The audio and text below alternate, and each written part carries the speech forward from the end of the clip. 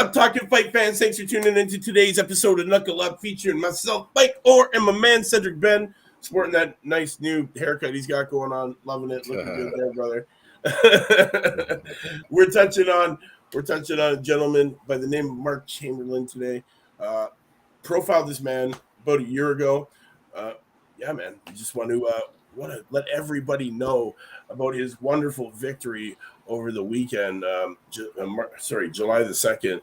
So Mr. Chamberlain, a.k.a. Thunder, is 11-0 right now with 7 knockouts and is ranked 4 out of 96 in the UK, 97 out of 2,181 in the world, guys. 23 years old, southpaw. He is coming off of a wonderful unanimous decision win over Mark Vidal, and that was July the 2nd, guys. So last weekend. That was for the vacant International Boxing Federation European light title. This one went to the judges, all judges scoring it 100-90. Very, very great performance put on by this kid. Amateur standout, 3 national titles. Let's talk about him. Let's break it down for the people. Yeah. Tall, long southpaw. He keeps his fundamentals simple. He's not. I only watched 2 of 3 of his fights, but he's not trying to do anything flashy. Keeps both hands up. In proper fundamental defense. A lot of people. There's a difference between just keeping your hands up for the sake of keeping your hands up, and actually having the same way how I talk about having an educated jab. Having educated defense with being comfortable with your fundamentals, like the leaning to the side, the slipping, not just simply walking forward with your hands up. So he has that. A very good grasp of the fundamentals, and I can see why he's undefeated. Yeah, honestly, he put on a great performance. I was looking for his amateur record. Unfortunately, I couldn't get a definitive answer for it, but I know he has 3 national titles, so we know he is an educated amateur boxer coming into this game. His debut as a pro is only 4 years ago, man. He's 4 years into this game, man. 2018, December the 15th is when this kid became pro, and you know what? He's been doing big things ever since. He's coming off of also another win in March 20th, 2022 against Jeff Ofori. That was another great one, man. That one was a stoppage in the 5th round. So this kid, he's got the ability to, end these fights and do it in a timely fashion, knocking out 7 of his 11 wins. Great performance. Unbeaten lightweight prospect Mark Chamberlain extended his unbeaten record to 11 fights as he handed and sustained, beating the Spain's Mark Vidal over 10 rounds on that Joyce and Hammer undercard at Wembley. Vidal was rocked in the 1st round and in most rounds thereafter as the fight became increasingly uncomfortable viewing. But as much as Chamberlain hit him, he could not knock him off his feet. All 3 judges scored it at 100-90. The only possible reading, there was a good case for referee Bob Williams stopping the fight anytime after the 7th round. Although Vidal kept punching back, he clearly had no chance of winning. Chamberlain started in blistering style, catching Vidal with 3 lefts to the body early on, then staggering him with a left hook as he came forward. Another left staggered Vidal, but provoked a response from the Spaniard, who came forward to better effect later in the round.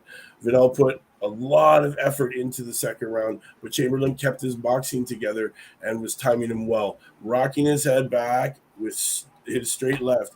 Vidal became increasingly frustrated in the 3rd round as Chamberlain started to get more on top. The main subject of his anger was referee Williams' unwillingness to penalize Chamberlain for punches to the back of the head, he claims, or use of his head. Still, it was Chamberlain's straight punches that were the most effective, and a 3-punch combination had Vidal wobbling in the 4th round. Vidal stuck with it through, and coming forward, trying to throw Chamberlain off his stride. Chamberlain finally got a warning in the 6th round as he rather used his head to push Vidal off. It had a bit of success, although Chamberlain was landing much more frequently. In the 7th round, Vidal looked a steady amount of stick, but would not go down. The onslaught got even stronger in the 8th as Vidal was rocked repeatedly on the ropes, but kept punching back. It was now horribly one-sided. Vidal, incredible determination preventing a stoppage that would have been in his best long-term interest. Instead, he kept it going. And in the final round, Chamberlain again came close to a stoppage as he hurt Vidal repeatedly. Mickey Burke Jr. extended his, so like it was great, man. And then right after that, we got Mickey Burke Jr. extended his unbeaten record with a 6-point decision over Serge and Bobo. What a great weekend of fights, though. I know you watched it. I watched it. It was a great, a great performance, man, put on by Mark Chamberlain. While the outbreak of COVID-19 had disrupted many high-profile boxers' plans for the year, it had resulted in unexpected opportunities for fighters, in the infancies of their career.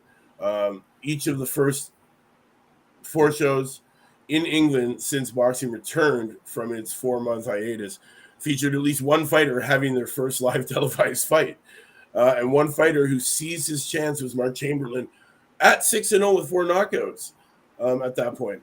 The Portsmouth puncher required less than a minute to dispatch of Stu Greener.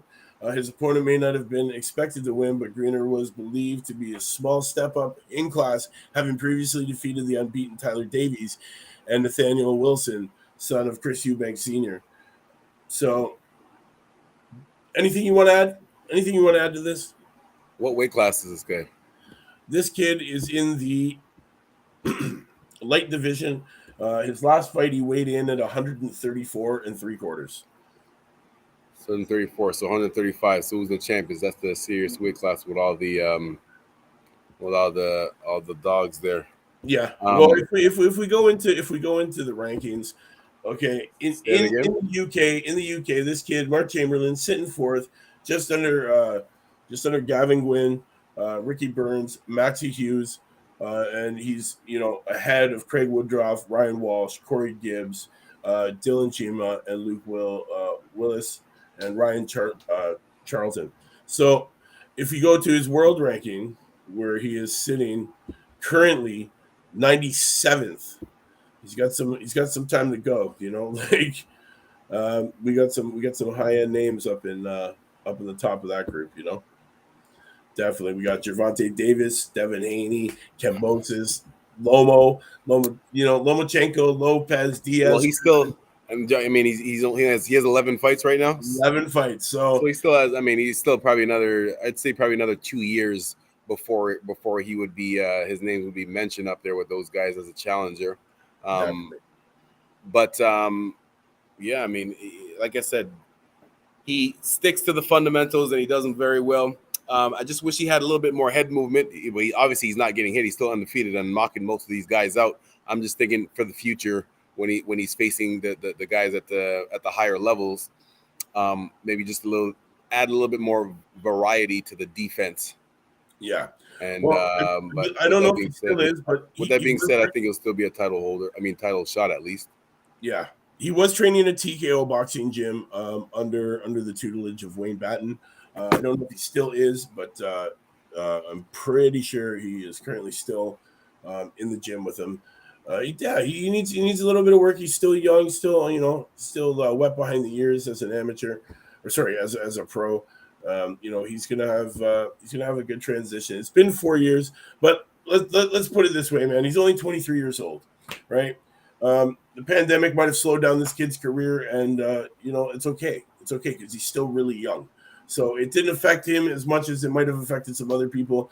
But you know what? We need to see this kid a little more. We need to see him a little more busy.